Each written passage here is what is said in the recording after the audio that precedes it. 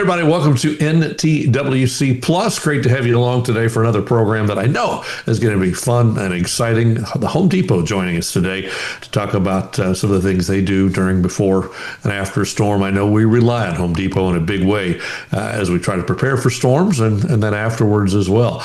With us today, as always, former director of the National Hurricane Center, Bill Reed. Good morning, Bill. Where are you today? That's not your usual backdrop. I wish it was in the summer. I'm in Chimayo, New Mexico, which is 6,500 feet higher than my league city house and 25 miles north of Santa Fe. Good to have you along. What was the dew point there this morning? I don't have a dew point measurement, but I think it probably is in the low 30s, somewhere along there. We didn't have dew this morning. Yesterday we did. Dew point in the low 30s. I've heard about that. I haven't experienced that in a very long time. Hurricane Hal is with us this morning. Dr. Hal Needham from, somewhere in southeast Texas where the dew point's about 100, right, Hal? Yeah, that's right. Not as bad as you might expect for early to mid-September, but we'll take it. I'm on a screen porch in Galveston, Texas. I can hear the locusts. It's a nice morning here. Oh, lovely. Good to see you from the outdoors, enjoying the great outdoors. How good to have you with us this morning. Let's thank our sponsors before we get to the program. They're with us week in and week out. USAA, from the very beginning, USAA has been a supporter of NTWC Plus, of the National Tropical Weather Conference, and of all we do here with these programs, and we sincerely appreciate their support for what we do. The South Padre Island Convention and Visitors Bureau, the host of the National Tropical Weather Conference. If you're looking for something to do in April, start planning now. You can join us there as we bring this wall of experts together to talk about the upcoming hurricane season, the 2026 hurricane season we'll be talking about. We'll be looking back at this season as well, hopefully with nothing to talk about. The Weather Company, Weather Boy, and LiveView, all supporters of NTWC Plus, and we appreciate all of them. All right, let's see. Hal, you have the intro this morning, so let's get to you. Take it away from the great outdoors. Well, yeah, good morning, everyone. I'm so excited to introduce this morning's guest, Jason Arigoni. He's a seasoned retail leader with more than 2 decades of experience at the Home Depot. Currently serving as regional vice president, he oversees operations, customer experience, and associate development across multiple markets, driving growth while strengthening community partnerships and supporting Home Depot's culture of service. Jason, thank you so much for taking time to come on NTWC Plus today. Appreciate it, Hal. Thank you, everybody. Jason, I had to ask you, Home Depot does such an amazing job providing for communities when there's not a disaster, but then we know disasters have geographies to them and seasonality. So how do you, help respond to hurricane season as well? Are there special things you do to help hurricane-prone areas prepare?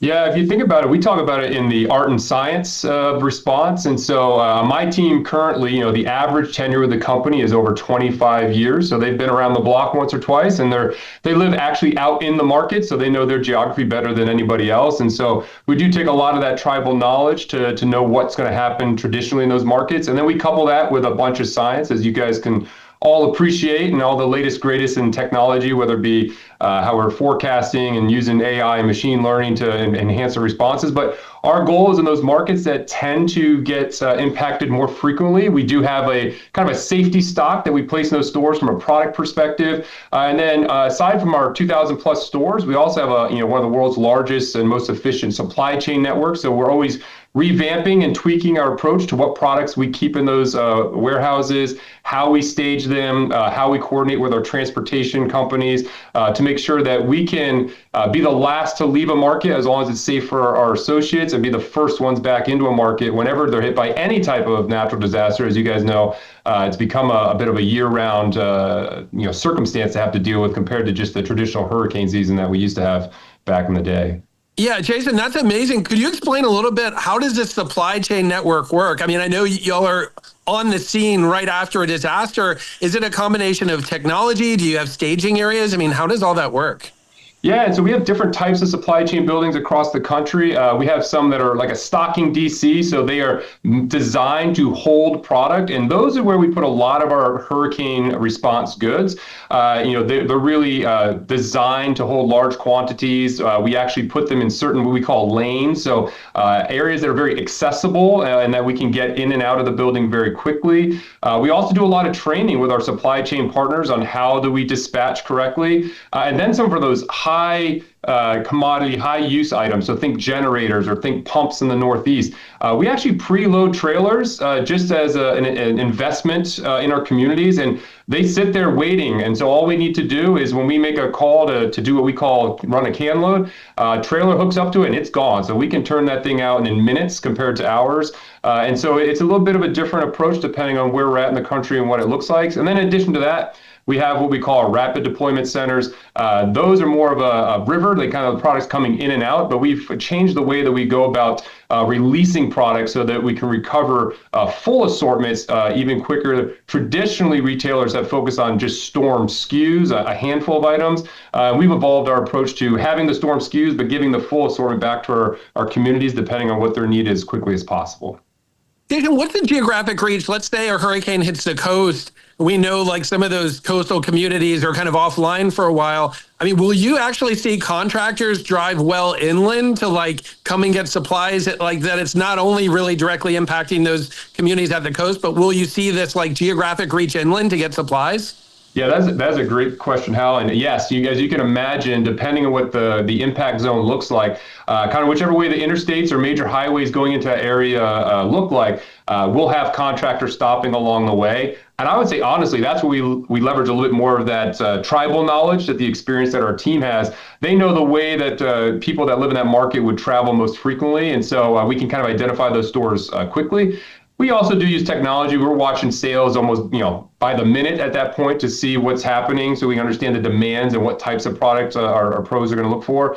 And as you guys know, after a major disaster, you'll have pros come in from all over the country to help rebuild the communities. And so we even see where they're purchasing in their hometown and bringing it into a disaster zone. Fortunately for us, over about 50% of our customer base is pros, and we have a very intimate relationship with them. And so we have a really great two-way communication to understand where they anticipate their needs so that we can make sure that we're set up to help support them. Jason, this is amazing. You and your team do such a good job of seeing things and preparing things from the product perspective. What advice would you give residents that live in a hurricane-prone or disaster-prone area when it comes to like getting out ahead of these events from the product perspective that you're seeing? Yeah, I mean, I lived most of my life in Tampa, Florida. I was a bit of a weather junkie myself and went through a bunch of storms. My family's still down there. So you hear it from an early age growing up down there. You're better off to be prepared and not use it than to not be prepared and not have the opportunity to use it. And I do think that is still the mantra that I continue to preach today, especially being at ground zero on so many different disaster responses. Having a plan with your family or your loved ones, knowing when you're going to evacuate, where you're going to go, what supplies you need to have to protect your home or where it is, your assets, and knowing what you're going to need to potentially, survive through any kind of initial impact, and then what your kind of rebuild plan is going to look like. Having that kind of mapped out, I think really does put your safety in a much better place, but also just eases your mind a bit. As you guys have encountered, the stress that goes along with all these natural disasters really brings a toll on people. And the more that they have a plan up front, it's still stressful, but it allows people to kind of navigate through that a little bit better. Yeah, amazing perspective there, Jason. I really appreciate that. I'm going to pass the mic over to Bill Reed now. He always has some very insightful questions, and I'm sure you got a few queued up there, Bill. Yeah, I'm writing as fast as I can. Now I can't read my writing, but a lot of what you're talking about kind of parallels how the National Weather Service works. The Hurricane Center, this big picture, we know what the hurricane's going to do, and we get that out there. But as far as local impacts, it's impossible for one person on the forecast desk to know what's going to happen in all 2,000 some counties that are in the hurricane risk zone. So we do rely on the local offices exclusively for that. So I was glad to hear how you work that. One question I have is here in Texas, a lot of industries now have representatives working with the state EOCs to make sure everything's coordinated properly. Does Home Depot have a role in that also? Yeah, no, that's a fantastic question. And so, yeah, within our corporate securities team, we actually have a director of business continuity, which includes all of our disaster response as well. And internally, we call it our command center, but we really mimic what a lot of your EOCs are doing. And we have partnerships with all that. We also use a third-party company to kind of make sure that we're staying up to speed on the latest and greatest of how those operations work. And they actually embed individuals into the local EOCs as well to make sure that not only are we learning from them, but we're also provide any information or intelligence that we may have to help support them as well. Lastly, I would just say is, I've taken this as a great compliment to Home Depot over the past, call it a decade. We have a lot of government officials or government agencies that have, reached out to us to help leverage, whether it's for that supply chain need or intel as well. And, that mutually beneficial relationship, I really think is a difference for the communities that get served, where public and private are working together. It really is amazing, because I think back to the one storm that I had to work as in charge of the Houston office was Rita, and all the issues that fell out after that. Much of what you guys do now and in support of that didn't exist just 20 years ago. So we've come a long way in doing that. Okay, now you have let's say you have your store down on Galveston Island. Obviously, it's in the threat zone. What's the operating plan for the employees and their families, for that matter? How do you deal with that? Yeah, no, it's a challenging situation, because you're always taking some guesstimates and estimates on what the kind of impact's going to be. We do, like I was talking about, for your personal plan. We also have a business plan as well, as what that looks like to take care of our associates. We have some guidelines where we take precautions based on the severity of the storm. So based on the strength of the storm, based on the potential flood zone of the storm, we'll make decisions based on when to open a store, close a store, making sure we give them ample time on when to exit a store. We also use a lot of technology to help us understand even what the travel times and the curfews that may be in place, to gas stations that are available. We make sure all those things are kind of calculated as we make a decision on when to open or close a store. And then they have a very prescriptive plan on what does it look like we call it hard close the store, meaning like, hey, we are going to 100% evacuate the store. We need to make sure it's safe and secure. And also we need to make sure it's in a position that when we're able to get back in here, we can get operations back up and running quickly so that we can serve our communities. And then if it's a large scale storm, and most likely something that hit a store like that Galveston store probably is going to have a pretty wide impact. We make a determination on when we open our command center. And our command center we base here at our Atlanta, we call our store support center, our headquarters. And we bring in experts from all areas of our business that have already been pre-trained and most likely are seasoned in our response. We get them all onto one floor in the building: merchandising, supply chain, transportation, store operations, human resources. We bring in a representative from every transportation company that we leverage, and we operate all that out of this building. And it would look very similar to what you would see in a government EOC, where we've got the monitors and the technology to be able to get real-time information. And then the last piece of it is we host regular calls and with our field leaders to make sure that we're balancing out what we're perceiving here in Atlanta through all the information with what they're actually feeling there locally, and we're making decisions collectively. Home Depot is big on what we call the inverted pyramid. There's a true belief that our associates on the front line are the most in tune to the business and the most important associates in the company. And so we really take what they give for information very heavily and put that into our actions. That's just amazing. An interesting thing that I always thought about that's a challenge to say you have an area that's impacted and your store area was impacted, but the store's okay. Do you surge outside Home Depot employees in to relieve the locals so they can take care of their own problems because of the storm? Yeah, it's such a great point, Bill. Sometimes it's easy to forget as you kind of get back into the speed of the business picking up after a storm that a lot of the associates are going through the same thing at their own house. And I'm always just blown away and impressed by the perseverance of the associates and their commitment, not just to the Home Depot, but really to their communities to get back in there. But to help relieve that, yes, depending on the severity of it, we will either bus in or fly in or whatever we need to do to help make sure that we have the right amount of support, but also to relieve our associates that are in the impacted zone to take care of what they need to do at home. And so we'll reserve hotels if we need to. We'll rent buses or vans to bring those associates inside of the impacted areas. And then we just try to take the stress off of them by providing food and other accommodations as well. Outstanding. Love to hear that. Have you ever had a store either get destroyed or have major damage from a hurricane? Yeah, unfortunately, we have over the years had several, whether from hurricanes, floods. I think about Denham Springs was actually one of the floods down there in Baton Rouge, the 100-year flood. Unfortunately, that store was under about 8 feet of water. And so we had to think through what it looked like. What was, quick side story. We got into the building once the water receded, and we knew it was going to be a large challenge. What we weren't expecting is the amount of snakes inside the store that we were navigating through as well. And so that some folks volunteered to go do other activities, but we in that store we basically had to take the whole thing apart, left the shell, re-merchandise it, get all the electrical and technology back up. Unbelievable from that position to open in 6 weeks, and so we could get back to serving that community there in Baton Rouge. Yeah, snakes are actually smarter than we give them credit for. They know when people leave and they say, they left, we're going in. Yeah, exactly. Yeah, that was definitely the case. Yeah, there's probably a lot of rats go in there too. So the snakes really, they get fed. Yeah.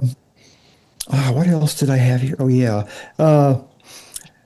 You need a lot of weather support for that. Do you guys hire a private weather company to specifically deal with the specifics of your operation?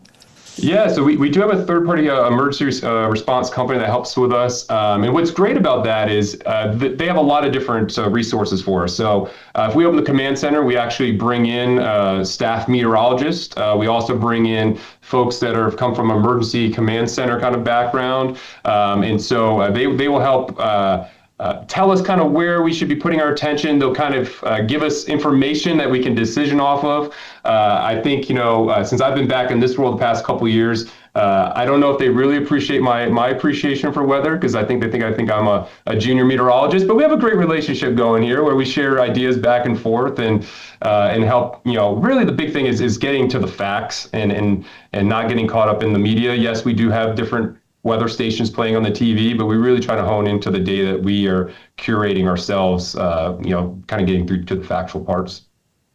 Yeah, I always had a lot of professional meteorologists bristle at non-meteorologists doing weather, but I look at the number one thing people need to be prepared for weather is if you're exposed to a certain amount of weather that could be detrimental to you, become an amateur meteorologist and know what it takes to find out about the weather. And you're one of those, because it's important to your job. It's important you know weather. It's a lot easier on us that are trying to explain a difficult forecast if you understand what we're up against. Sure. Tim. I'm just curious how often the team, if you will, gets put to work at Home Depot, that you have whether it's a hurricane or a tornado or a flood. Is this a multiple times per year that you guys really have to step up and put the plan into place? How often do you guys have to do that? Yeah, so I almost don't want to jinx myself because we've not had to open the command center this year. As you guys all know, it's been a relatively quiet year. But I do have vacation next week, so I fully expect that we'll have to open it. I'll have to come back from vacation. But last year was 5 times. 5 times last year we had to do a full command center. We also have different levels, just like you would for a local response from an EOC. So we have a rapid cell team that will deploy. We have a mini command center, depending on the scope, and then the full command center probably runs about 5 to 6 times per year on average. Of course, we've had some years where it's been much more than that. So, kind of my first foray running the whole show was Harvey, and as you know, we had like 5 storms back to back that year. So. It's we spent some time there. We definitely spent some time in there. Have you found yourself in the middle of it, beyond your center there, actually in the disaster zone on occasion? Yeah, typically I'll let my team get in there first. One, not to cause any more stress for them, but I'll let them get in first. But it's part of the Home Depot culture it's important for us to be out in the field to truly understand what's going on. And so once we kind of get things at a point where we can get out there, we will get in there ourselves as quickly as we can. Most recently, on the tragic flooding in Kerrville, Texas, I was on the ground there within 48 hours with our nonprofits, our foundation, and others, just to make sure that we had a true gauge on where we could help the most. Talk about the foundation a little bit. You mentioned that. Give us a little more info on that. Yeah, the Home Depot Foundation is our arm to make sure that we're back out in the communities, and it does much more than just disaster response, but disaster response is one of its primary pillars. And so we work with a lot of nonprofit organizations, think the American Red Cross, Convoy of Hope, Team Rubicon, et cetera. And we really are trying to make sure that we're facilitating whatever they need to get done on the ground, and while also making sure that we're taking care of our communities and our associates as well. Even this year, we've committed over $9 million to disaster response. In a relatively quiet year, but we blend that with what we're doing with our own Home Depot, Team Depot volunteers, so associates of volunteering, and that of what our nonprofit organizations are needing to do as well in those areas. I was going to ask, you mentioned a bunch of partnerships. I was going to ask about that. It's one on my list here. Talk about some of the partnerships that you have before, during, and after a major disaster. Yeah, and so, I think about Team Rubicon first. Team Rubicon, great organization, really centered around using, ex-military individuals to get into areas and kind of be on that front side of recovery. Search and rescue, muck outs, things of that nature. We'll help support them, whether it is having an area to set up their base camps in our parking lots, tools and resources to get into areas, or if there's some kind of financial need that they need to do to get their execution rolled out. I think, other ones, the World Central Kitchen, great organization that goes in and just starts feeding the community. And that could start with first responders and then lead to the overall community. They do a fantastic job, can feed typically hundreds up to thousands of people once they get into full speed in a disaster recovery. And again, we'll offer up our areas or any kind of resources that they need. And then, American Red Cross, City of Hope. There's a long list of a lot of national partners, and we have some local partners that we help with as well. But, we really kind of put it in that let's help get the market, search and rescue done first. Then let's help them kind of get prepared for repairing and rebuilding. And then what I think is great about the foundation is they've really leaned into, over the past several years, how do we think about the long-term recovery of an area? And so we're working with multiple local nonprofits talking about, what's the city's plan of rebuilding and where would they need help? Where do they see gaps potentially in the public sector where private could step in there and help them, fill in any of the gaps that may be needed there? Making sure that they have financial support for the long term, but then also any other kind of guidance or support that they would need to help make sure our market recovers after the news cruise leaves and other things, kind of make the headlines. Seems like there's probably some disasters where your involvement just lasts a very long time. For sure. Yeah, any of those large hurricanes, large floods, I mean, we will be there for the long haul. And you think about it, our stores, our business, we are there for the long haul. We want to be part of that community. We feel an obligation that we need to be there to help support that community for the long haul. And like I said a little bit earlier, we also are just reminded that our associates are part of that community. We want to make sure we're there for them as well. This is a terrific conversation. Let's take our midpoint break and let Bill bring us up to date on the tropics, and Hal will do his GeoTrek update. Then we'll get back with some more questions because I think we've got a lot more to go. I think this is a fascinating conversation. But Bill, here we are, middle of September, closer to the end of September than the beginning, and relatively speaking, it's been okay so far. Yeah, we haven't had the big landfall issues, though.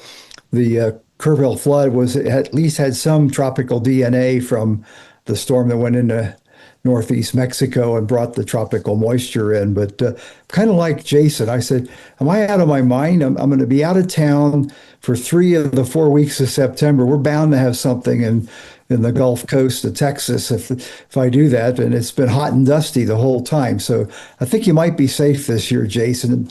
But given that your reach is everywhere, we'll talk about that after I give something on the tropics here. Here we go. Dink. I've got the big view of the satellite up now, going from west to east. A lot of convection out here in the tropical Eastern Pacific. I'll talk a little bit about the outlook area where development seems pretty likely now of the next tropical storm or hurricane form off the coast of Mexico. Mario, if they haven't killed it yet, it's not far from that, but it's moisture. Some of it's going to stream up into California. Several people have asked me, what's this thing out here? And I haven't really had the time to look at the details, but neither the models or the hurricane forecasters see anything of consequence in that. I'm going to talk a little bit about this little bugger up here, but first off, the area that everybody in the weather world in hurricanes has been talking about is finally we're lighting off something in the main development region way out here in the Atlantic, and we'll see what that thing's going to do. The latest tropical weather outlook for the next 7 days, we're at 90% now on the system out there, and it wouldn't totally surprise me if we don't get a depression or even a storm later today or tomorrow, as the way it looks now as it moves westward. So that's the show in town. This is the wave. It's just now coming off Africa. Holds only a small chance of formation in the outlook now, and the models aren't extremely excited about it, but we got lots of time to watch that one. Visible view of our incipient Gabrielle, I think, is the next storm up. Lots of banding, lots of good outflow, especially to the northern semicircle and maybe a little bit to the outside, but the banding is important on all sides. Doesn't seem to have an intrusion of dry air like so many of the waves this year have had on that. So the environment, from my point of view, looks pretty darn good for this.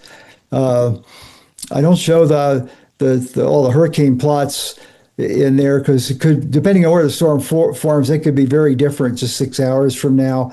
But looking at the ensembles captures some of that. And I'm showing the deep mine one because we had them on a few weeks ago and are really amazed at the progress made in the AI modeling of it.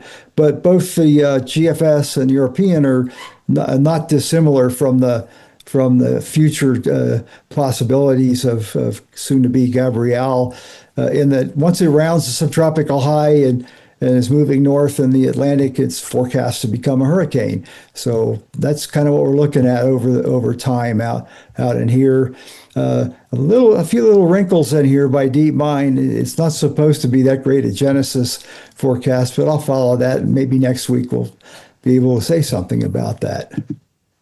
Our friend Michael Lowry had a great post today, and be a subject of a whole nother talk. But basically, I wanted to show his plot of the intensity forecasts of this system is a better graphic than I had, so that's why I'm showing it. Shows a fairly quick ramp up to a tropical storm, then the Thursday, Friday time frame kind of goes into a stagnant mode, or maybe even a little weakening, and then some rapid intensification on some of the models go out in time. We'll see. It looks like the kind of storm that could easily become a large major hurricane out in the ocean. And as far as the land impact way down the road, it's way too early to really see. The only obvious one to pay attention to would be in Bermuda, which is out there in the open Atlantic.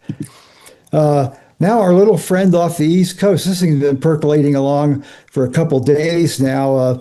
Basically a non-tropical East Coast low, but it's producing a lot of tropical-like impacts. So thought it would be worth taking a quick look at it. Satellite imagery, a frontal boundary wrapped in here, maybe out in here with the occlusion over there. You could argue a case for maybe a little subtropical action on it, but the impacts would not be different. I like the impact aspect to talk about first.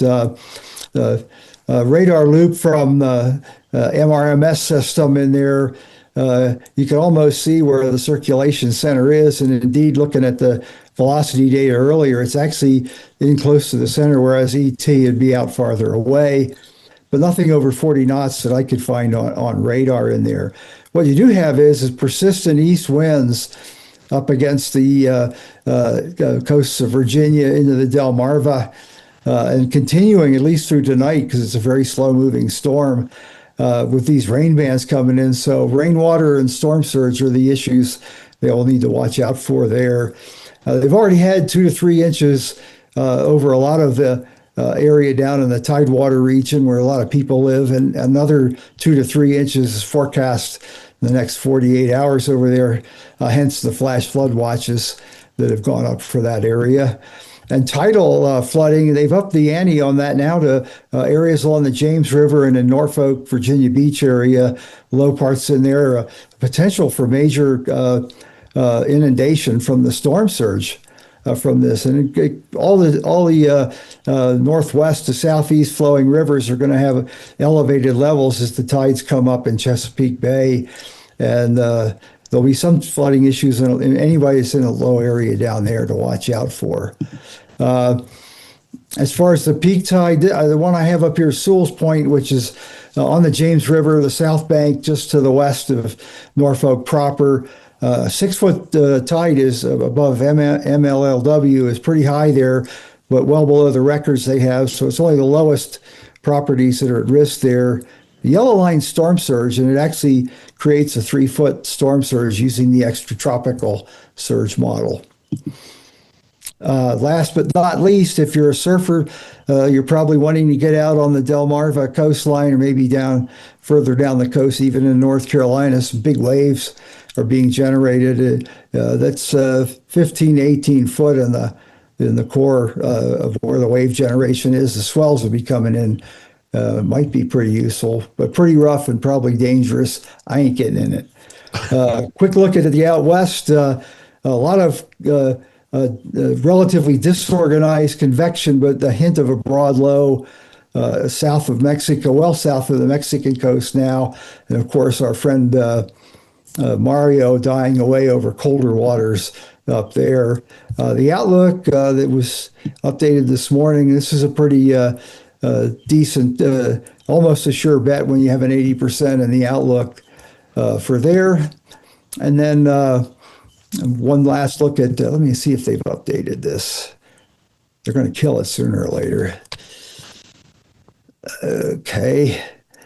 Nope, still going at 45. So what you'll have left over is the low-level swirl of strata Q with no convection over the next 24 hours, and they finally dissipate it on Thursday morning.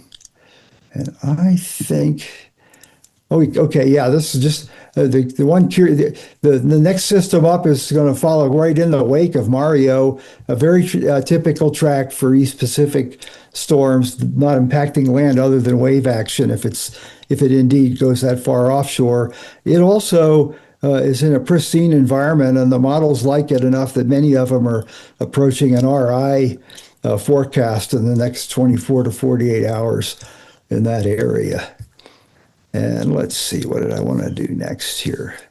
I wanted to get out of my share. Here we go. Where is it?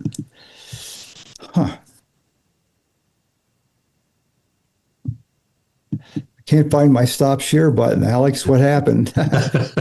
You're not allowed. You have to stay sharing the rest of the show. You had a radar you wanted to show us somewhere, I think, didn't you? I know, but I got to stop share to get back into it. Oh, come on. Why is that doing that? This is very weird. Oh, there it is, way down here. There you go. Okay, get there.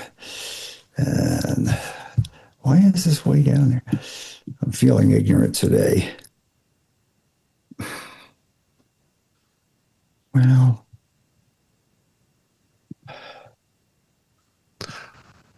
there we go. Sorry about this, folks. I don't normally have this problem. Again, you can very easily see a circulation center down there with convection wrapping around it. And again, the winds are not all that strong, but again, they're fairly close to the center in there. So while it's not purely tropical, it's not really purely extratropical either. So, okay, now we get out of that. All right, Back at you, Tim. I need a sip of water. Well, for a time when there's nothing going on, that's a lot going on, and it's fascinating to see. There's always something. And I think, with that near miss in Hawaii last week, Jason, you probably need to go check on them just to make sure they're okay. Just a suggestion, before or after your vacation, that'll probably be all right.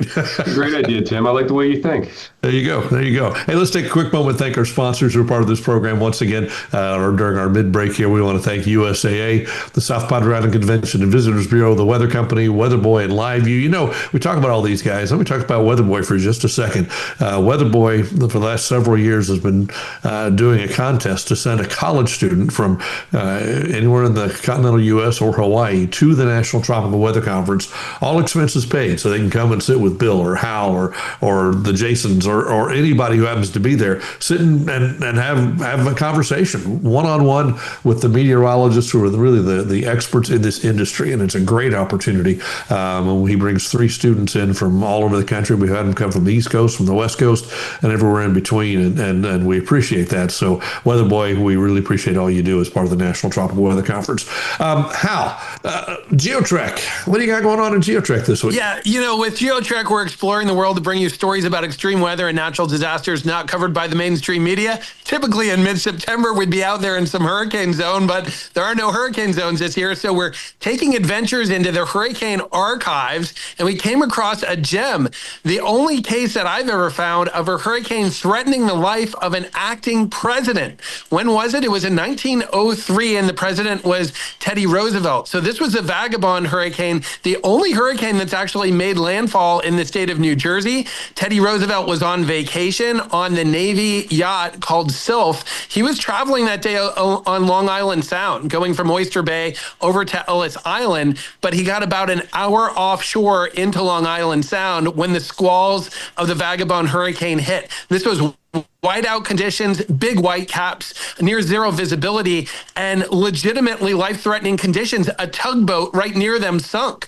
in about 5 minutes. And so this was really interesting. Press were stationed there at Ellis Island waiting for the president to show up, and he never showed up. So there was concern for a moment.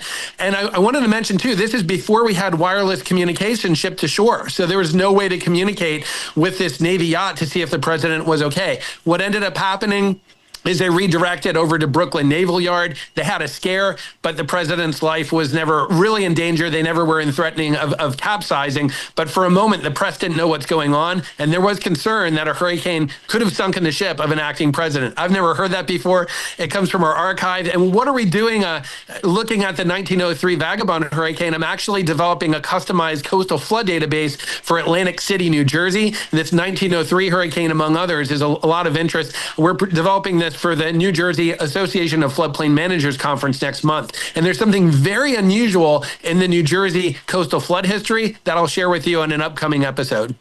I love it. I can't wait to hear it. That's fascinating stuff. So 1903. Now, in my office, I work with a bunch of very young people. And if I told that story, they say, now, were you the weatherman then? It's like, come on.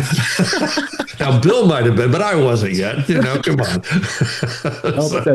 I can do the 62 Ash Wednesday flooding goes back to my history.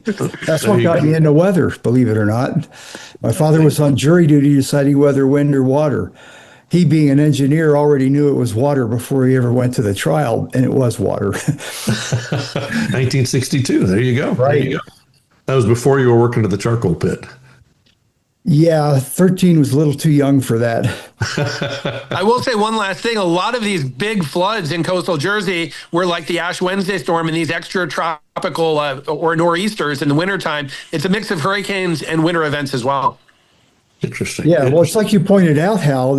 There's very few landfalls of anything significant. They're parallel the coast, and they're coming by New Jersey, and that generally doesn't create, and they're moving fast, so it doesn't create the kind of tides that a large nor'easter would. A lot of people think Gloria in 85 was a New Jersey landfall. It skirted the coast.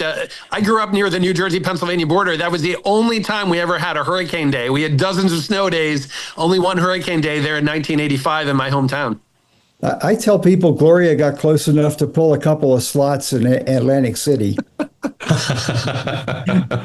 Let's get Jason back in here. Let me ask a lob of softball in there. We all know that plywood is a big seller. Maybe ply locks and things like that leading up to a hurricane. What are some of the other big sellers that as a hurricane's approaching that might surprise us?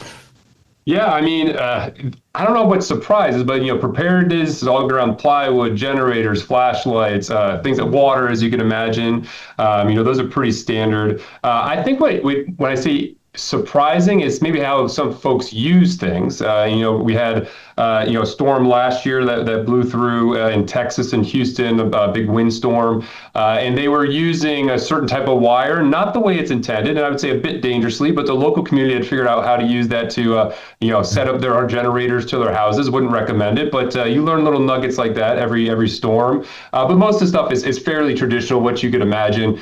We think of the storms in pre-strike or kind of preparedness, kind of recovery, and then we have rebuild, and it traditionally follows that kind of course of action.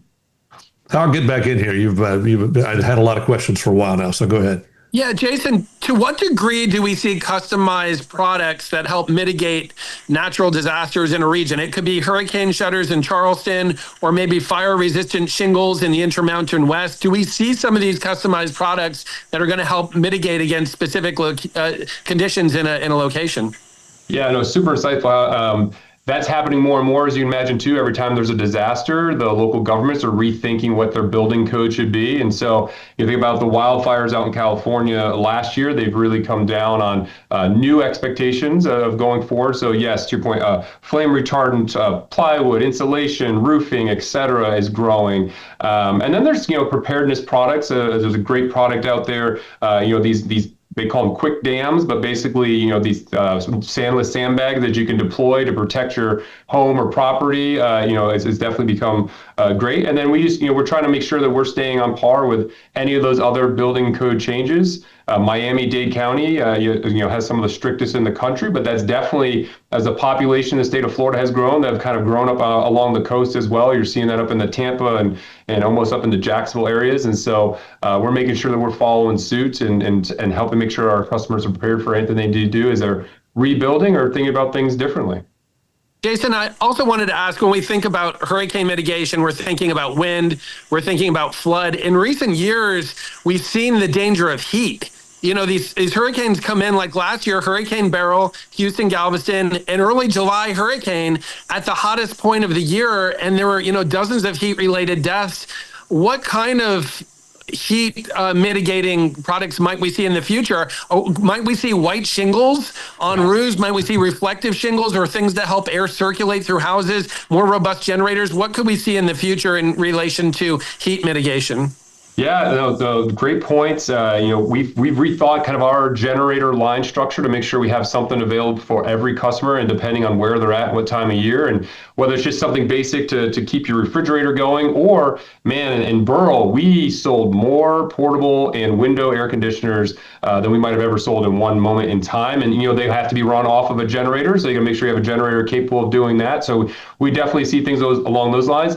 And there's been a lot of technology. You mentioned roofing, roof coatings in parts of the country where they have flat roofs. There's a product called TropiCool. It's a white coating they put on top of the building, keeps the temperatures down. And there's definitely an energy efficiency, but it definitely helps for that heat perspective as well. And so we do a lot of that. And then we also we sell a lot of products that help recharge batteries. As you guys know, most of our lives are run off of some type of battery. And then so portable cooling, whether it's neck fans or things of that nature, definitely pop during storms that are in those markets. And then a lot of clothing and products that if you can get them wet, they stay cool, definitely tend to grow in popularity if you have a storm that hits during a heat wave or in a heat intense area.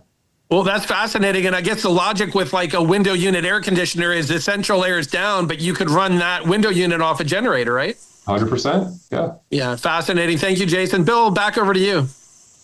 Oh, perfect timing. I had written down earlier about generators, but this is a bigger generator issue. Do you have backup generators on each one of your stores, or is that not economically feasible?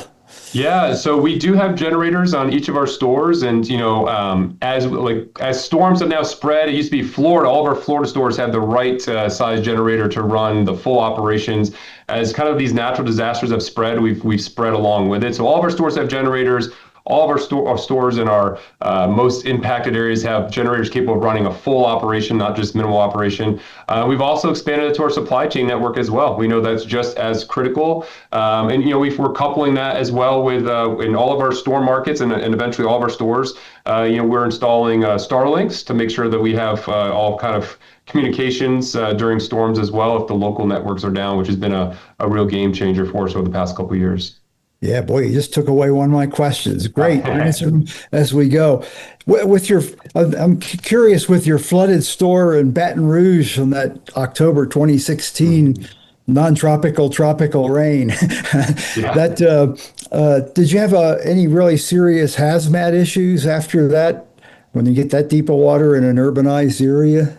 So 100%. We had to bring in some third-party companies that are experts in the hazmat remediation, and really, like I said, other than the shell of the building, we kind of started from scratch there. So some third-party support for sure, contractor support, and then our own internal teams to help put the stores back together. And we've encountered that, over the years, whether it's been stores have been impacted by tornadoes, other floods, Hurricane Harvey definitely was one where we had multiple stores impacted. Maria down in Puerto Rico, was definitely one where we've had, different stores impacted. We've learned, and we continue to refine our response every time to make sure that we're there as quickly as possible for the community. Good, great. I used to have an old friend in emergency management that he'd assess damage real simply. He'd go around the neighborhoods and count the blue tarps. Called it the blue tarp index. The more blue tarps you had, the bigger the damage path was. And do you usually run out of blue tarp after a storm, or are you able to keep the supply running as long as people need them? It's definitely in high demand. Not going to say we've never ran out because sometimes you just can't get it exactly right, but it is definitely in high demand. Ironically, you bring up that example, some of the recent Florida storms the past couple of years. I took one of my peers down there who doesn't work as much in the storm side of things, but he was coming down there to help lend some support with me. We were flying in, and he leaned over and he goes, "I didn't know there was such a Mediterranean influence in Punta Gorda, Florida." I was like, "Those are not blue tiles; those are blue tarps on the roofs." It's not a Mediterranean influence. But I appreciate you're with us for the moral support. Wow, yeah. I've reached that age where I don't want to go up any ladders, so someone else will have to put blue tarp on my place if the occasion comes to pass. I think I've lost my train of thought. Tim, what you got? Yeah, I've got do you guys do any kind of workshops or community events, things like that on home preparation or personal preparation for storms? Yeah, over the years, we used to do a lot of stuff in person, and what we've learned is actually we have a bunch of resources on our website, and we do some virtual classes and an online kind of preparation stuff on there. That's really turned out to be where we get the most draw and the most attention. So we've really leaned in pretty hard on that side of things. So HomeDepot.com, you'll find a whole section around disaster preparedness. That's really been the way that we've leaned in compared to the in-person stuff we used to do, back in the day. What kind of things do you recommend to folks that are watching today? And fortunately, it's quiet. I think you're going to get your vacation in next week, hopefully. But what do you recommend to our viewers that live in a hurricane zone as far as what they can expect from Home Depot? They can go there, they can get things. I mean, what's your recommendation? Yeah, and so we're, right now, when we don't have a disaster pending, I go back to make sure you have the basics. You can find checklists and things of that readily on our website of things that would be great to have in your home to be ready. If unfortunately you are forced with it, we're going to be there to help you get the products that you need. I would just ask for some patience. Sometimes those lines can get a little long, but we are going to do everything in our power to make sure we serve the communities. Like I said, we are going to stay open as physically long as possible, as long as it's safe for our associates. So make sure they can seek shelter. So we'll be there as well. I think just knowing that Home Depot is a place that you can come if you need something. While I would say we don't advertise this, but we've had instances where something comes up so quickly that we've had people seek shelter in our buildings. We've had people sleep in our buildings. We're going to do whatever we need to do to take care of the community, and be there for you. And we're going to be the first ones to open back up as soon as we get the all clear. We already have letters that our associates that are part of our response teams are prepared with, so they can get past any kind of law enforcement blocks and make sure that we're secure there. We're also going to make sure that you have a safe environment if you need to come to a store after the fact. So if we have an area where there's enough demand, we'll have some third-party security teams as well there to make sure the shopping experience is comfortable for you. And we're going to want to continue to lead by setting the example of the right way to respond to our communities when they are in a time of need. That's terrific. Thank you. Last thing I would say, Tim, because I just think it sums it up so well. And you might remember this commercial is probably 15 years old, but for me, it was just kind of the hook when I got here. You'd see a Home Depot delivery truck pull up to a stop sign, and you hear on the radio, the National Weather Service talking about a storm. You see a large storm front off to the side, and then kind of a sunny side to the right. And he's got his turn signal to the right to go where he's supposed to go, to the sunny side. And I just think it sums it up as he hears the call come out from the National Weather Service for help. He turns the signal to the left and drives towards the storm. And that is our mentality, is like we're going to be there to help support. Love that. That's terrific. It drives the message home.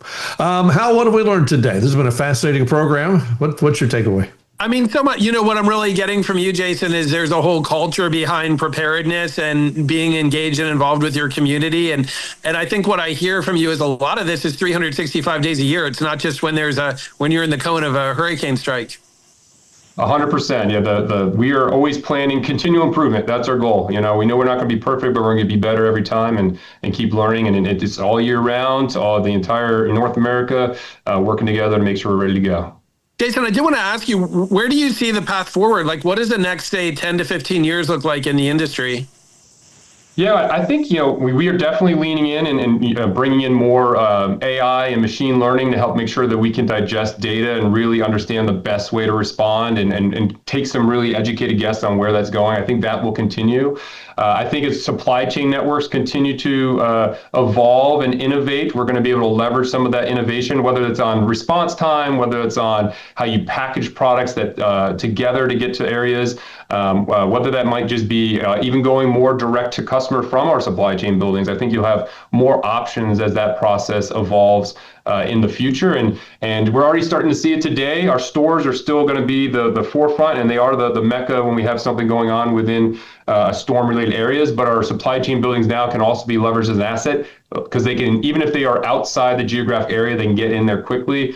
So I think you'll continue to see things along those lines as well. And then lastly, this is more of a hope than seeing a clear path on it right now. But I do think as we get homes that we call our smart homes, we're going to be able to get more real-time readings on any kind of potential weak points in your home that you might want to take preparation ahead of time, or a good assessment of how you were impacted, so that we can help respond back to you in a more personal manner and be able to support you in that way. So I think we'll see a lot of those types of things as we go forward here in the future.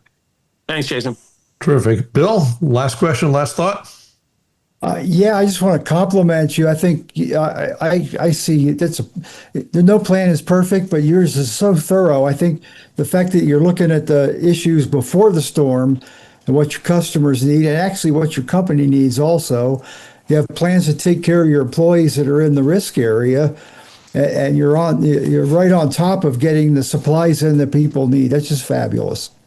I appreciate it, Bill. I think it shows Home Depot truly a leader in the industry and in the community, and on behalf of the community and all of us, thank you for spending time with us today. We appreciate it. It's been fascinating and eye-opening as to what you guys are doing. Jason, thank you. No, I appreciate it. I mean, you guys are our rock stars in the weather world, so I get the opportunity to speak with you today is a big privilege and honor. Like I said, I was a weather junkie growing up, so just a great opportunity to be here with you guys as well, and hopefully you take away, if you ever need anything from myself or the Home Depot, we're here to help support you and any needs that come your way as well.